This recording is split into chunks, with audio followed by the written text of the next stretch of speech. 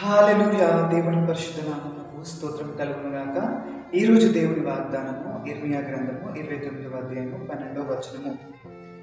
మీరు నాకు మొరపెట్టుదురేని, మీరు నాకు ప్రార్థన చేయొచ్చు వత్తురేని, నేను మీ మనవి ఆలకింతును. ఆమేన్. హల్లెలూయా.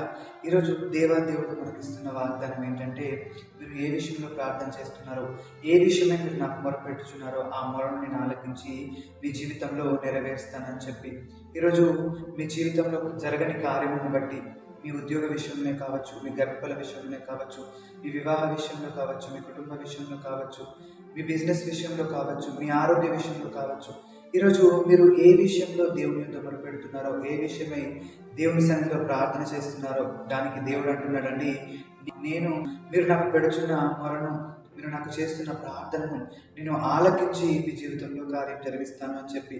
కాబట్టి మీరు అవిశ్వాసులు కాకుండా, అపనమ్మకస్తులు కాకుండా, దేవుని పైన నమ్మకం ఉంచి మీరు దేవుని సన్నిధిలోకి వెళ్ళి దేవుని స్తుతించండి.